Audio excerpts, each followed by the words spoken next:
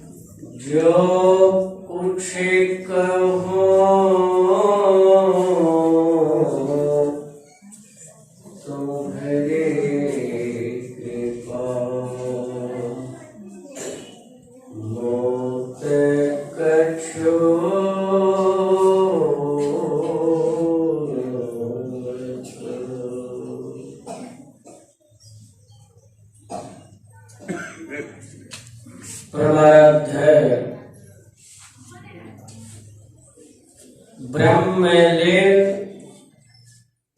सद्गुरु महाराज जी के युगल चरणों में कोटि कोटि बार नमन। पूज्यपाद महर्षि दल बहादुर परमहंस जी महाराज के युगल चरणों में कोटि कोटि बार नमन। मंच पर पधारे हुए बाबागण, बाहर से आए हुए हमारे सत्संग के प्रेमी सज्जनों, आगंतुकगणों, आए हुए हमारे मंत्री महोदय जी, बहुत सौभाग्य की दिन है, बहुत खुशी की दिन है कि ऐसे तीर्थ स्थल पर महापुरुषों का परिनिर्वाण दिवस मनाने का सौभाग्य प्राप्त हुआ है।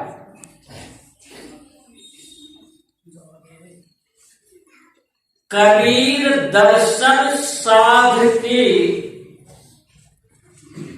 कबीर साहब ने कहा, कबीर दर्शन साध की साहब आबे याद, लेखा की वाही घड़ी बाकी के दिन बाद।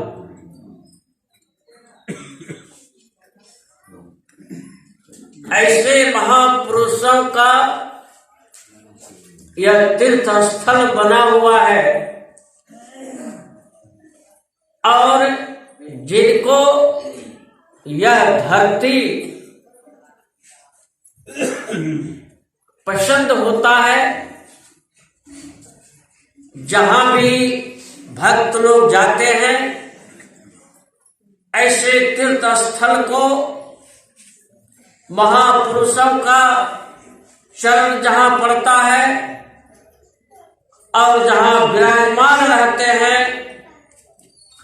महापुरुष कभी मरते नहीं हैं, उनकी मौतें नहीं होती है। मरिए तो मरी जाइए, छूटी पड़े जंजाल, ऐसी मरनी को मरे दिन में 100 बार। महापुरुषों की मृत्यु नहीं होती है, वह अपने आप को जैसा चाहेंगे वैसा कर सकते हैं, क्योंकि वहां त्रिकालदर्शी होते हैं। वो अपने आप को कैसे रहते हैं,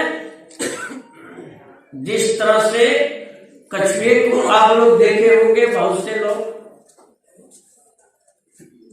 वह अपने खोखले के अंदर में वो समाहित हो जाता है। उसी तरह से संतों की गति जो होती है वो न्यारी होती है। पता नहीं चलता है कि वह किस स्टेज पर उनकी पहुंच हो गई हो, पता ही नहीं चलता है। जैसे हम लोग का शरीर है, आंख जिस जगह पर रहना चाहिए उसी जगह पर है, कान जिस जगह पर रहना चाहिए उसी जगह पर है। जो भी इस शरीर में जो भी आप देखते हैं, हाथ है, पैर है, मुंह है, आंख है, नाक है, जो भी चीजें हैं, जिस जगह पर आपका है उसी जगह पर संतों का भी रहता है। सब कुछ वैसा ही देखने में आता है, लेकिन रहते कैसे? वो अपने आप को समेट कर रहते हैं। हम लोगों की दृष्टि में भेद है, संतों की दृष्टि में कोई भेद नहीं होता है, कोई भेद नहीं होता है, जिसको हम लोग मतभेद कहते हैं। हम लोगों के आंखों में मतभेद है, लेकिन संतों की दृष्टि में मतभेद नहीं रहता है। दुर्जन साजन जो चली आवे, एक ही दृष्टि निहार। और पहली दृष्टि से सबको एक तरफ से एक ही दृष्टि से देखते हैं, चाहे वो दुर्जन आवे, साजन आवे, चाहे जो भी चले आवे। इसीलिए कहा संत बिटक सरिता गिरि धरणी, अपरहित हेतु शरण के कर। संतों का तरफ जो होता है वो कैसे होता है? पर उपकार के लिए होता है। जैसे हम लोग एक सेब को देखते हैं, एक सेब जहां फलता फूलता है और जिस वृक्ष पर वह फलता है, वृक्ष को क्या मिलता है? कुछ मिलता है?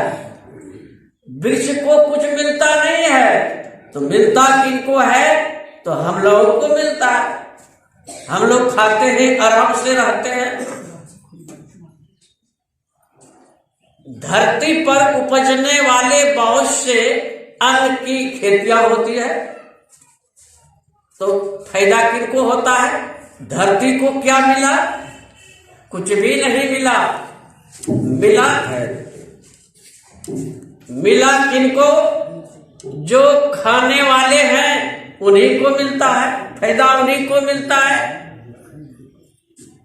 नदी में पानी बहती है, नदी को क्या मिलता है? नदी में पानी है, पानी का उपयोग कौन करते हैं? तो हम लोग करते हैं।